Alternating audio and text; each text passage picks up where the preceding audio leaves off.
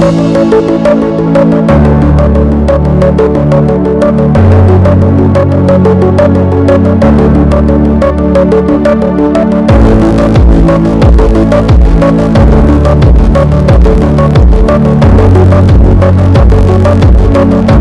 name is Reva Ogo, CEO of Peniel Doxa Consulting. You are welcome again to the third part of this series of lectures, or I'll better say discussions on how to successfully finance and fundraise for tertiary institutions in Sub-Sahara Africa, particularly looking at the very peculiar terrain of Sub-Sahara Africa, a region, whose cumulative GDP, still is abysmally low compared to other areas of the world, and taking into consideration the fact that we essentially have at our disposal, quite an enormous amount of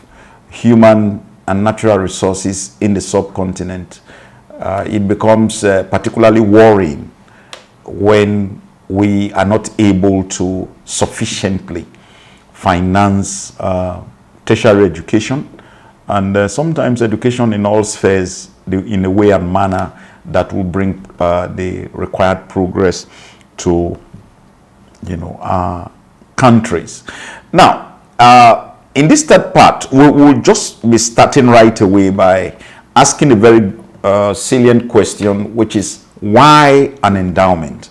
Why do we have to look to the possibilities of handling endowments or starting endowment funds for various tertiary institutions in the various countries of Sub-Sahara Africa? Endowments usually, they enable universities like yours, tertiary institutions like yours, and in most cases non-profit organizations like yours, allows the leadership to take longer term decisions. These also allow for more flexibility and innovation due to the certainty of a stable and recurring income, like we've seen with the example of Yale University, Harvard University, and some of the other Oxford and Cambridge, as we gave examples in the previous lecture. And now, other donors may also feel reassured and attracted to the idea of supporting an organization with an endowment due to a strong underlying financial position.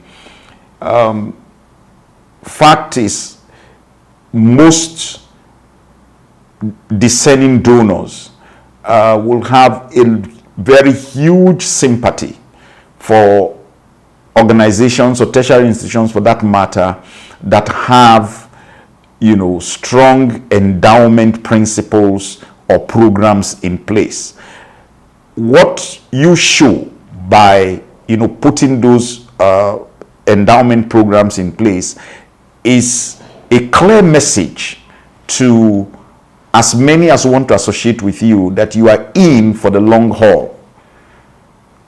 What endowments do is that they are a clear indication to the fact that institutions want to become virtually perpetual in what they do.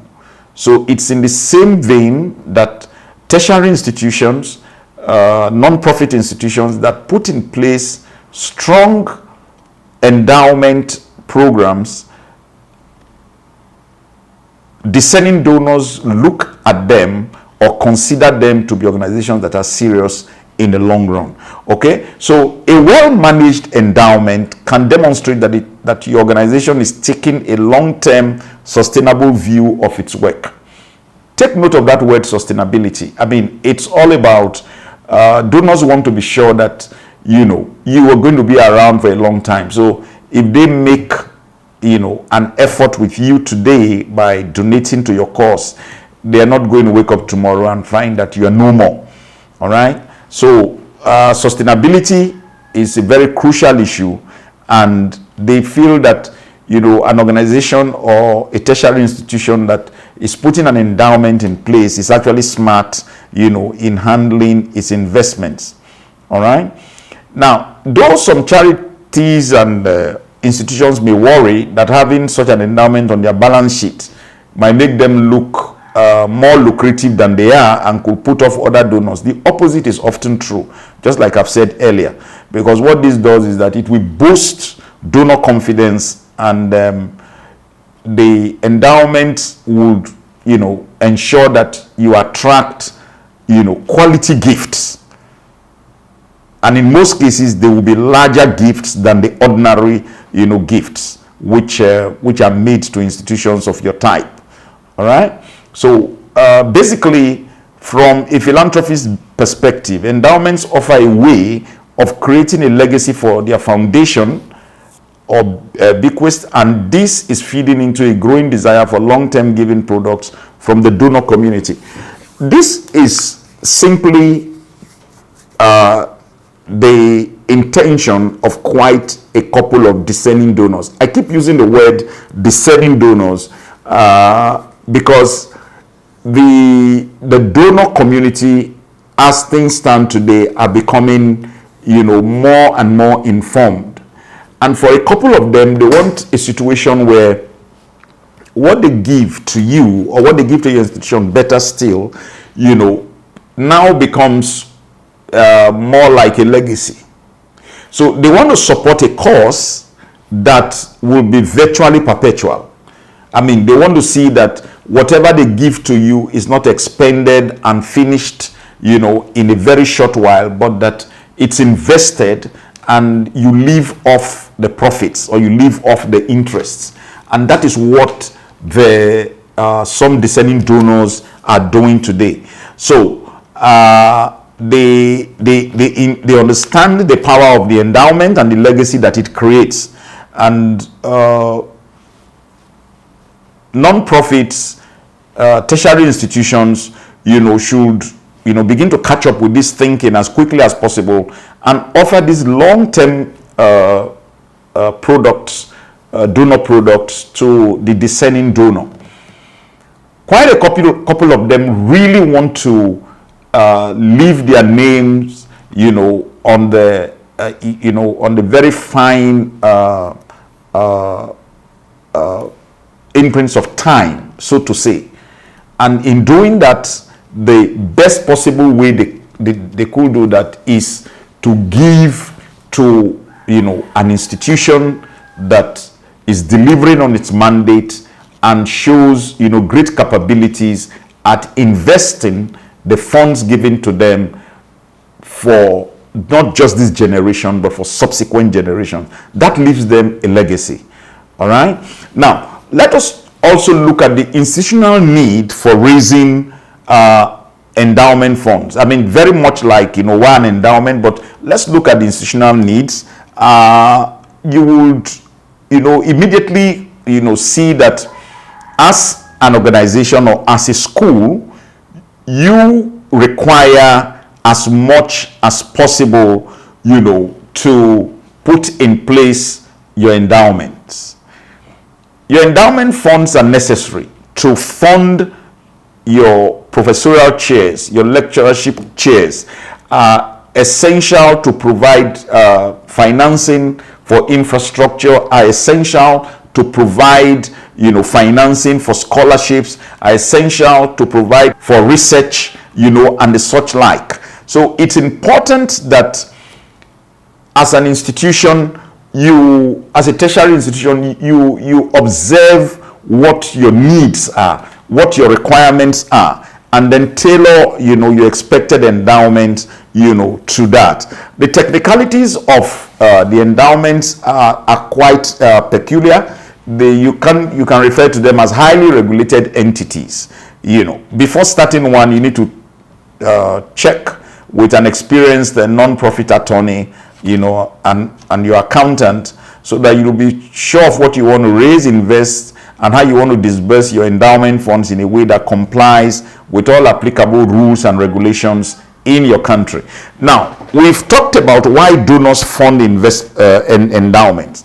Earlier on, we spoke about the mindset of the donor, in funding endowment.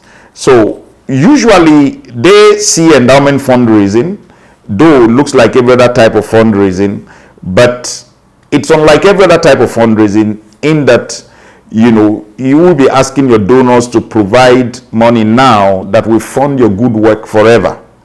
So donors like fundings, with large gifts, because they feel that it's a way to fund a cause they believe on a regular and sustainable basis, both now and long after they are gone. We've mentioned that previously, that your potential donors really are of the understanding and of the opinion that whatever they support must be sustainable, and it must be there long after they have passed on. All right, so in order to do this, if you are launching an endowment fund, an endowment fundraising effort, you need to put together an appropriate leadership team. And in doing that, you need to find people who are committed to your organization. You need to, who are going to be able to give sizable gifts themselves, and are also willing to ask their colleagues and friends. That is, you're looking at both, the local and the international, and we've just spoken about the local. To put an endowment fund in place in our respective countries, we should be able to market and source for funding from the very well-to-do in society, and for people we identify as individuals who desire to leave legacies of sorts to their names. Such individuals will be wonderful, to approach, and in some cases, they could more or less include your tertiary institution or your non-profit institution in their wills.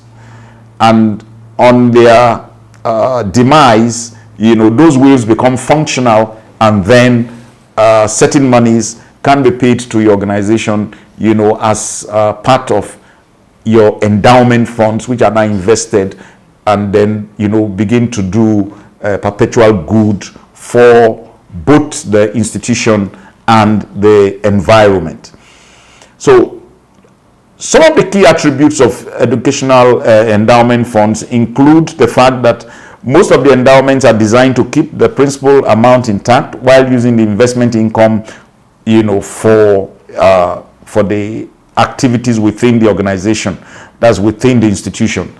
And endowments tend to be organized as a trust, a private foundation, or a public charity. So what are we saying?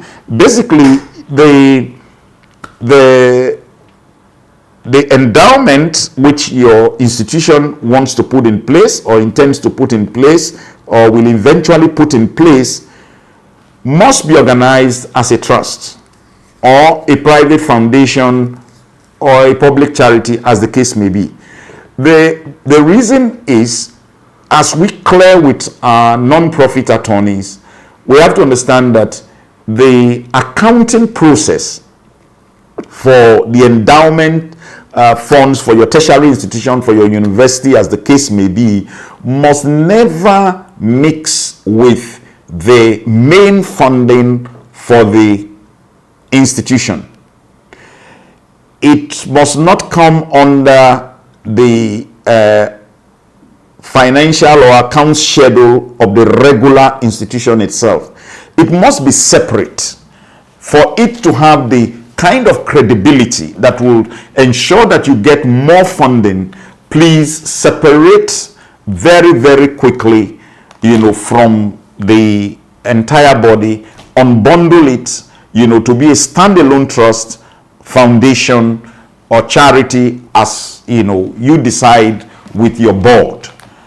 And that board, as it were, must be an independent board, with an understanding with your institution, of course, to manage the funds and then pay on a yearly basis the 5%. please let me say this very clearly. When I use the word manage, I'm not by any means saying that the board or the members of staff of the trust or the foundation that is housing or keeping your endowment in place, it is not their immediate responsibility to do the placement of funds, the investments, and as the case may be. That might not be a very proper way, to handle it. It would, of course, sometimes be best to work with other fund managers, to the intent or to the extent that the fund managers of the fund management of departments of reputable investment banks, and the likes, could lead the whole process of the investment of the funds.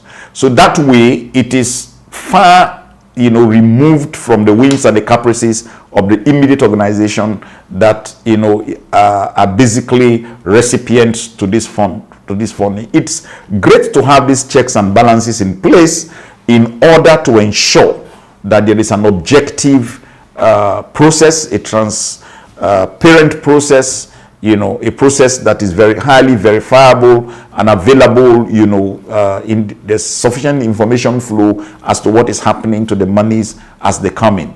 So it's quite important for us to understand that we must separate, the main institution from the endowment fund itself. All right. So the key attributes of the educational endowment funds, further prescribe that educational institutions, the cultural institutions, service-oriented organizations, will typically, administer these institutions, administer the endowment funds by inviting professionals to be in charge of the entire process. Okay, so very quickly, understanding endowments, we need to know that the endowment is typically organized as a trust, as a private foundation or public charity, and many of the endowments, are administered, like we said earlier on, using particular either investment banks, investment houses, as the case may be. The percent of an endowment's assets that are allowed to be used on a yearly basis, most of the time is dependent on, a combination of the interest income and principal. The ratio of principal to income could change year to year based on prevailing market rates. And what that means essentially is, there could be, the market could dictate otherwise, especially in years when there is a loss, and then of course your institution may need to adjust its expectations on such and particular instances. But when we look at a school like Harvard University that grew from 42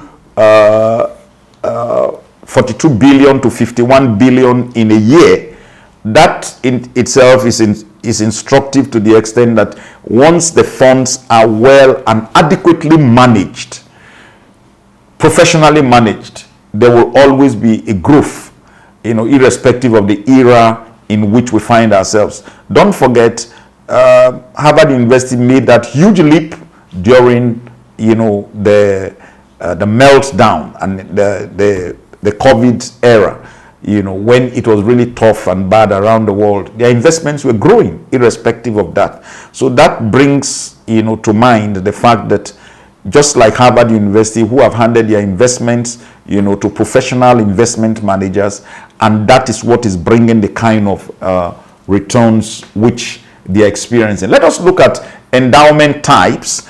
In looking at endowment types, you will observe that there are 4 different types of endowments. The first is the unrestricted the second is the term, the third is the quasi, and the fourth is the restricted. Now, unrestricted endowments, as the word states, these are assets that can be spent, saved, invested, and distributed at the discretion of the institution receiving the gift. So if in the tenets or the rules setting up that endowment, if they are set up to be unrestricted endowments, then of course the institution, has the right to invest and distribute, at their own discretion. There is also what you call the term endowments. The term endowments, this setup usually stipulates that only after a period of time or a certain event can the principal be expended. That again, is a provision that is put to ensure that, in some cases, if there's a high possibility that the principal will be expended, then the donors might request for this type of agreement or clause, in the agreement, so to say. You have the quasi endowment. This is a donation by an individual or institution given with the intent of having that fund serve a specific purpose. The principal is typically retained while the earnings are expended or distributed per specifications of the donor. These endowments are usually started by the institutions that benefit from them via internal transfers or by using unrestricted endowments already given to the institution. So basically, when certain donors, descending donors, give to endowments, they request specifically, for those endowments to be put to specific use. So it's important at this time to note what your donors want. Some donors might just say to you that I want, my donation to go to certain nationalities, either for scholarships, either to pay the cost of their internships, or to pay for accommodation, living expenses. Just name it. So don't forget that your endowment usually will be an aggregate of funds from all places, from all sources, and with all manners of intentions. It is incumbent on your institution to respect the various covenants that make up that endowment. Restricted endowments, the fourth one, these have their principal held in perpetuity while the earnings from the invested assets are expended per the donor specifications. Certain endowments, are restricted. And what that means essentially is, there's a strong clause to the indication or to the effect that the principal will never be spent. So it's then incumbent on the investing organization or body to continually invest the principal. When there are losses, they have to just invest everything back. When the profits come and then there's an appreciation or capital gains on the principal, then of course they are, then allowed to pay, a certain percentage, usually 5% of the total sum of the investment. Except in a few circumstances, the terms of endowments cannot be violated. In the United States, if an institution is near bankruptcy or has declared it but still has assets in endowment, a court can issue a doctrine of Cyprus so that the institution can use those assets towards better financial health while still honoring the wishes of the donor as closely as possible. Drawing down the corpus of the endowment to pay debts or operating expenses is known as invading or endowment invasion. Sometimes this requires state approval. But sometimes endowments are misunderstood. Despite the benefits of endowments to both donors and charities, they are sometimes misunderstood, especially by charities who view them as locking up funds, and they can be seen as risky by organizations unfamiliar with handling investments. What we observe is that in certain instances, you have, groups who sometimes question why the institutions should have so much money in an endowment, whilst they think that these monies should have been put to better use in some other environments.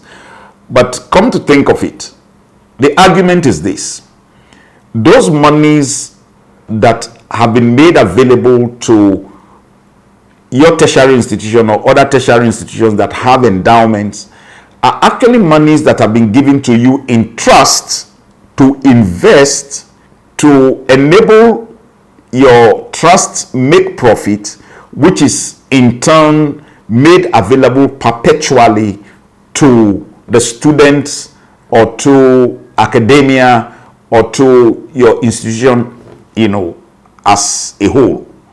This in itself is a very strong method and means of developing society. Like I said earlier on, the money, which is invested actually grows the economy on the one hand. The money which is invested gives your university, a very strong chance to remain perpetually, to continue to produce good products perpetually. So we see a situation where monies have been kept aside, invested wisely, you are receiving the interest, and this interest is being used to perpetuate, the production of educationally strong graduates, great research from your institutions, well-accomplished academia, state-of-the-art facilities, infrastructure, and then, of course, provision of scholarships and the rest of it, to students, as the case may be. So what you do, or what happens by the investment of the endowment funds given to your institution, is that you not only provide an avenue for your products to do very well, or to come out with great products to the market, great research to the market, but at the same time, you are also growing the capabilities and the financial strength of your larger society. That is where the investment is working. It works both ways, like I always say. Putting in place endowments for your institutions is a win-win situation. It's a win for your donor who has put in place, great measures to ensure legacy. It's a win situation for the environment, for your community, where those monies will be invested. It's a great win for your institution because you're going to get constant payoffs that will ensure that your institution is productive perpetually. I hope this just throws some light on why your institution needs to put in place its required endowment, funds, sourcing, and investment program. Again, I'm grateful that you spent time with me today again on this third part, and I look forward to seeing you in our next class. My name is Reva Ogo, CEO of Penel Doxa Consulting. Follow us on all our social media handles on Facebook, on Instagram, and by our website, which you'll see on the screen. We really appreciate your time. Thank you.